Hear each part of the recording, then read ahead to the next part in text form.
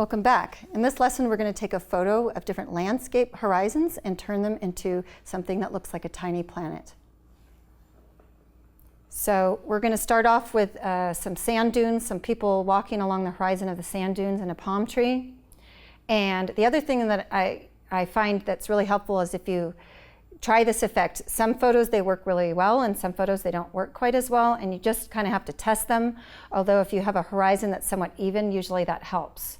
And the other thing too that we can do is, since the process of this is the same every single time, we can create an action for ourselves. So what I'm going to do is, in my windows, I'm going to go ahead and open up the action panel, and I'm going to start a new action, and I'll call this Tiny Planet. So I can save this and reuse this later, and I'm going to press the record button. So the first thing that you'll do to the photo is you're going to rotate it so that it's upside down. So we're going to go up here to Image, and Image Rotation, 180 degrees, which we're turning it upside down. And then we're going to go to Filter, Distort, and Polar Coordinates.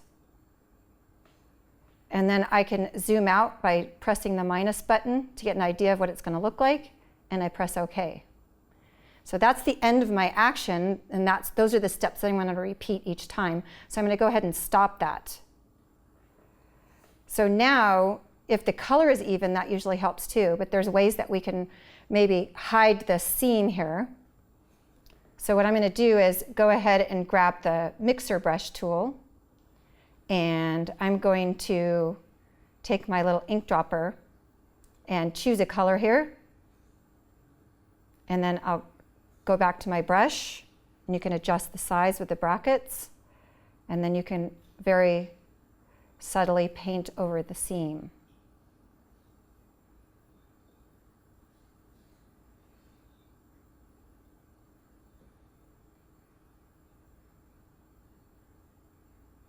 And then you can change colors if you're going to go to a different section.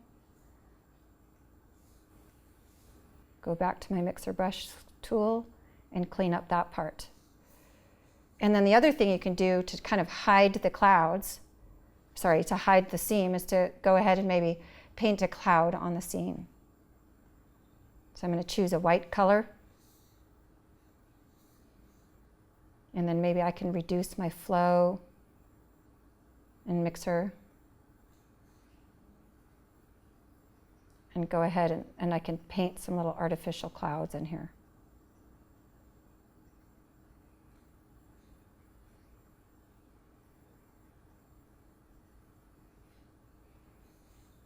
And then you can go back over here and you can keep working on it and just kind of smudging away, mixing away to try to blend the two sides together.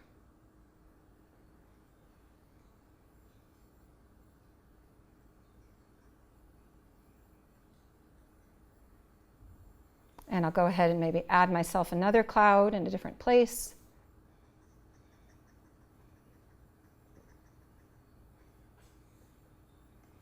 And then kind of going back and working on paint in the sky.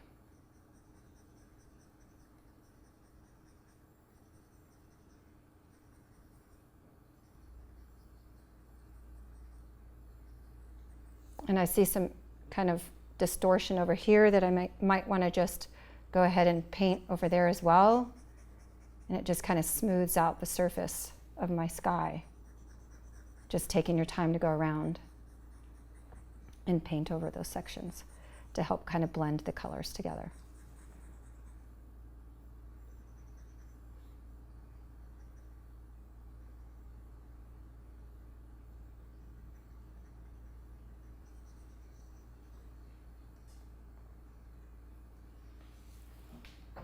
Okay, so now I'm pretty happy with my photo, and you can also try the same exact action on other photos.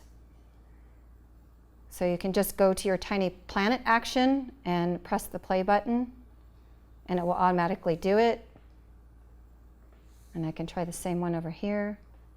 And that way you can really quickly to see if that effect's going to work well on your photo too. And that's about it. So now let's try the same exact effect on video, because once again, just about anything you can do to a photo, you can also do to a video. Now you're not going to get quite exactly the same results because you don't have as much control with all the different frames put together. But I'm going to do exactly the same thing. So first I'm going to rotate the image 180 degrees. And it's asking me to convert the video to a smart object layer, which is non-destructive. So I've done that. And then I'm going to go ahead and add the filter, distort, and the polar coordinates, zooming out to get a little better view of it, and I can press OK. And then down here in my timeline, I've opened up my timeline, and I can play it back. I'm turning off the audio because I don't want the audio.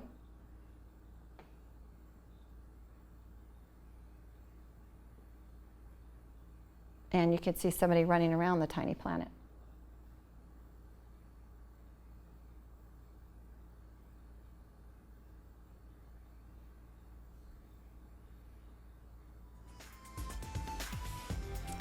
So that's how you can create a tiny planet with either a photo or a video.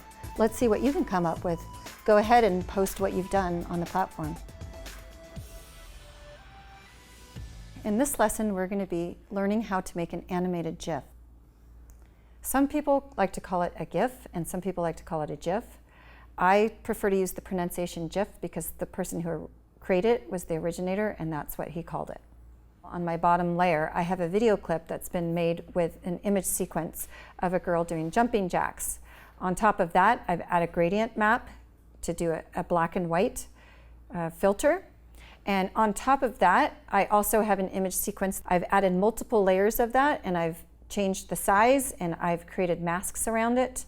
And on top of that, I've also done multiple layers of that same exact image sequence enlarged so you can just get the texture. And then I've also put those multiple times in order to match it with the layer on the bottom. So when I play it back, it has that grunge effect.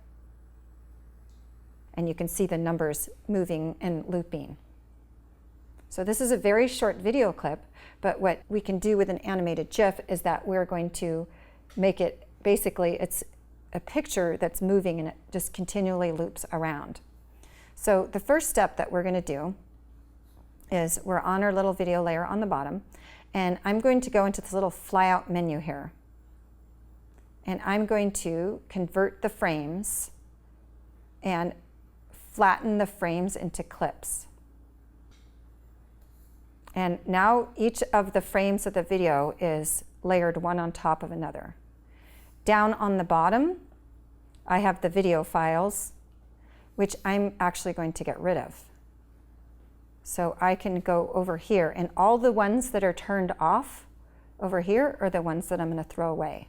So I'm going to use the Shift key to start from the bottom and select the bottom all the way up to the top of the ones that are turned off, keeping just the individual frames. So I can then delete that, and I'm left with just with my frames. The next part I'm going to do is go back to the flyout menu, and I'm going to convert the frames again. This time, I'm going to make frames from the clips so that instead of each layer being stacked on top of each other, they're going to be put in sequential order. So I'll make frames from the clips. Now over here, I can see that they're added in sequential order. Sometimes you have to make sure that the timeline matches the photos so that you don't have any frames that are left out or cut off or any blank spaces in the beginning.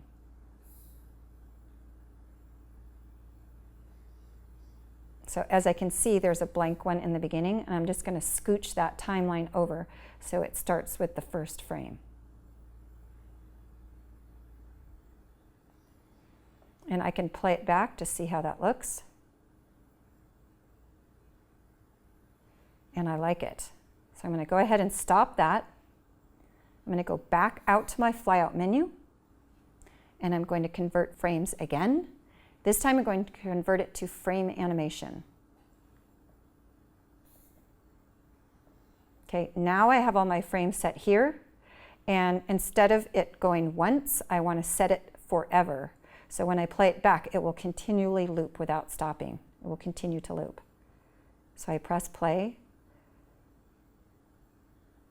Now in the next part I can set my timing. Right now it's delayed 17/100ths of a second. I can change the timing to see if it can move faster or slower.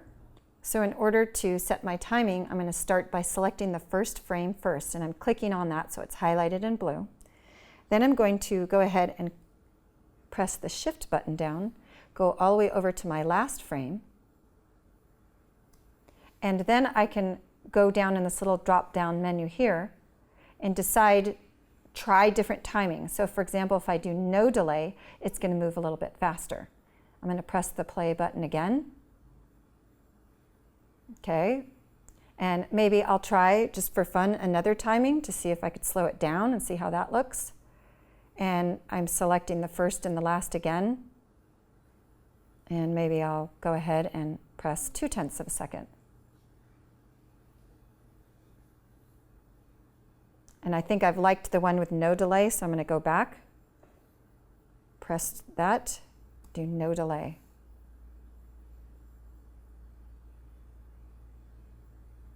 Now I'm almost finished. The last thing I have to do is go up to the menu on the top, choose File, Save for Web. And I can do one little quick preview here. I'm looking over here. The thing about the animated GIFs is you want a very lightweight file size because you have a lot of pictures that are combined into one. My file size here should be under about 800 pixels for the width or the height, which is going to work. And I've selected the GIF over here, and I'm going to preview it. So that's what my end product is going to look like. I can go ahead and close out those windows, click on here, and I'm going to save it. For now, I'll just go ahead and save it on the desktop, and I'm going to call it Jumping Jacks. And I can press save. So as you can see, compared to the animated GIFs from long ago, they've come a long way, and you have so much more creative control using them now. So go ahead, try making some of your own, and have fun.